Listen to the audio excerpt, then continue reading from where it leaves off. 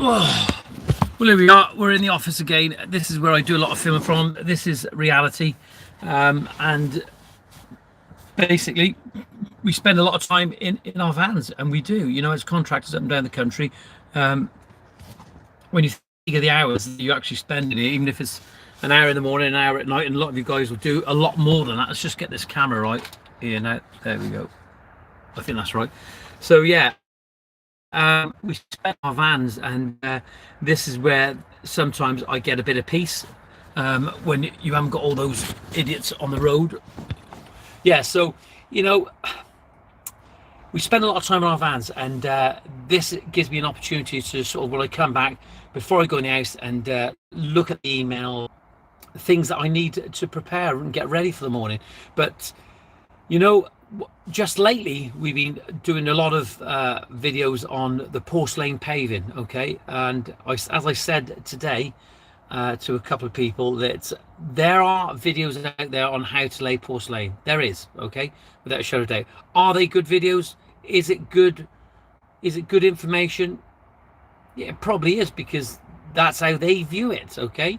Marshalls have a video about laying vitrified porcelain, okay, and they talk about it, how it should be. Very simple little video, okay, and they're laying it on an MOT, just a mortar bed, and they're using a slurry mix on the back. And then you've got Bradstone as well. Am I getting paid by talking about these companies for plugging them now? No, I'm not. But the fact is, they are doing those videos, and it's been there. Porcelain paving is really trending now, and I think they probably thought that it wouldn't take off as much as it has, but it has. It's there. It's popular, and it's out there. But is there much information on how to lay porcelain? And the information that you're receiving, like the companies I've just mentioned, is it good information? Okay, is it good working practices that they're talking about? Well, probably it is, because they spend a lot of money on product of.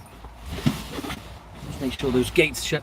Yeah, they spend a lot of money on product, and they invest a lot of money. But do they invest a lot of money on installation? And I don't think that they probably do, because they want the installation to be as simple as possible. Okay.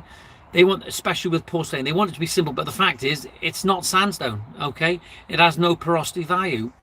Two different elements. On the marketplace, you've got all the sandstones, you've got limestone, you've got granite, and people always think that granite's hard, but the fact is, it's soft, and what you'll find is, I've seen granite on many occasions, because it's so thin now, when it starts soaking up that water, because it does, because it's so thin, that you'll see the granite actually bending, and it's not good, okay? So you've got the porcelain, which has no give in it at all, okay? None at all whatsoever. The only time when you'll see porcelain moving a little bit, when you cut a strip off, okay, and you're cutting it, and you're doing one of those cuts, and the thin piece that you take off, you'll see that bend. So the dog's on guard. You'll see that the porcelain bending, because there's a lot of tension in the porcelain. But will it bend because it gets wet? No, it won't, okay? I think it's 0.2 or 0.02% of porosity value that the porcelain has. It's a different product, okay? It's not like the sandstone that we're laying now on a regular basis, okay? We were laying sandstone for such a long time, and when it first came in, it was about 50 mil thick. It was all sizes. And then they decided to calibrate it, because they get more for their money, okay? So it's become thinner. Some of the sandstone that you see out there is down to 15 mil, okay?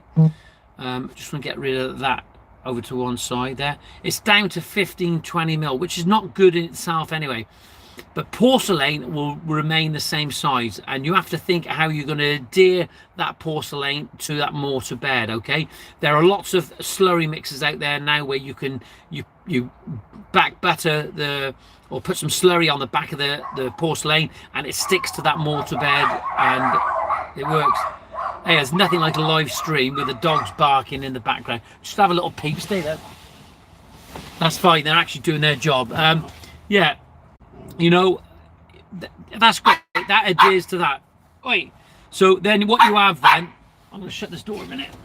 Then what you have then is you have to think about how that mortar bed is going to adhere to your sub base, okay? And that sub base, what everybody's putting down now at the moment is MOT, and it's absolutely fine when you're using sandstone. But even with sandstone, when it's so thin, that sub base is going to soak up a lot of water. I really believe in a rigid paving system, okay? I believe in a rigid paving system, and that rigid paving system can come in many forms, okay? You can go a total wet mix, but then it becomes an expensive project then. And when you're quoting, and is it overkill? I don't know, it's entirely up to you. But probably putting a concrete pad stone is, then you have to think about steel, and you don't want it to expand because it's absolutely solid, and then it can fragment and it can fracture, okay? Because concrete is continually, through its process, it is always, as it ages, it's curing, and when it's curing, it's moving, okay? And the best way to actually, in my opinion, is to actually reduce that movement, okay? Well, not for it to fracture, okay? There's a lot of things to think about this. I've spoke to many engineers, and I spoke to architects about this on many occasions, is to reduce the cement in that concrete, okay? And then it's called a lean mix or a dry lean mix, okay? It's what they use in civil engineering. I regard it as a PQC. I've had information off engineers and architects that it's a PQC, a paving quality concrete, and it's not. A paving quality concrete can come in many forms. That's the point about it. So there's been lots of comments lately on the YouTube channel, and what do we have to take into consideration is that nobody's really stood out about this and spoke about it. You know, you get a lot of builders and tilers and tiling companies and adhesive companies will say that it needs to be on a full wet mix. I don't necessarily agree with that, but I don't think it's just good laying porcelain on just a type 1 sub base. So you actually have to think about how it's going to, you know, how it's going to behave and how it's going to perform over the years. And I really believe that laying on a lean mix, if you want to call it a PQC, you can. If you don't want to, that's fine. But I believe that laying it on, you put your type 1 down, then you put your lean mix, okay, which acts as like a rigid paving system. It forms a biscuit. If you imagine that extra precaution, this is belts and braces now, when you put that lean mix in on top of that sub base, right, it's going to move a lot less than what your sub base, because your sub base can actually move. And if for some reason that your sub base is compromised, the lean mix will form a beam. But the other added bonus is that whatever mortar you're using to lay your porcelain will adhere better to the lean mix than what it would do if it was an MOT type 1, okay? And you'll get more water transfer through the MOT than what you actually do with a lean mix, okay? But remembering, depending on what your product that you're using to lay your porcelain, okay, there are lots of adhesives out there now, okay? You can use some adhesives, just like tiling adhesives, but they're exterior adhesives, and they work perfectly, right? And people's going to say, well, you can't lay it on cement because cement needs to cure, but you can lay it on cement that I know that Ardex produces a cement, and this cement you can actually lay within 2 hours after laying, okay? What we've got to try and do now is that this channel is to promote dialogue, and I really believe that we need, with porcelain, to promote more dialogue with it. I don't think everybody knows as much as they do in these hot countries like Spain and Italy, for example, in the Mediterranean. They lay it a little bit different, and what they normally do is they put a concrete bed down first, and they use adhesives to lay that bed. So what you're going to find is that for the rest of the year and going into next year, and probably for the next couple of years, there's going to be a lot of controversy caused over porcelain and how it's laid, and everybody will have an opinion. Doesn't mean to say their opinion is wrong, okay? But what they have to do, they have to be accountable for whatever they do and however they go about it. And I'm prepared to go back to any job, if I make a mistake and put it right, okay? we just got to look at the case studies. So what we're going to be doing from now on, we're going to start across the country. You'll see guys laying porcelain now, so there's going to be a lot of case studies for the future.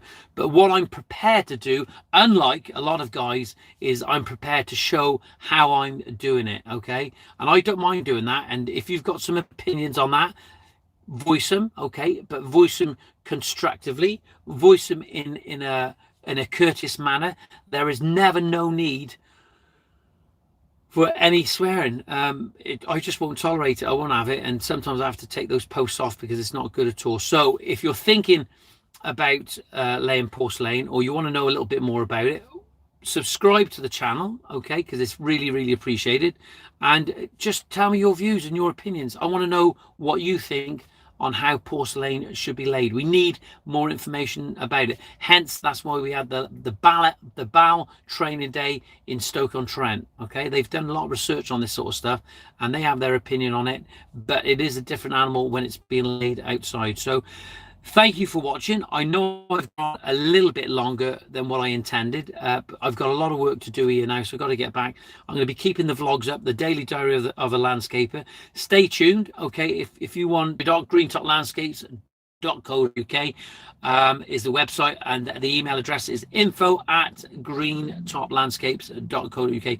That's about it. I'm going to be going to Future Scapes on the 19th. I'm going down there on the 18th to help set up Tudor Grass, set up their store. If you want to come along and say hello, just pop along, say hello. You'll see me there. I'll be the handsome one on the store. Now, be good to see some people out there, and just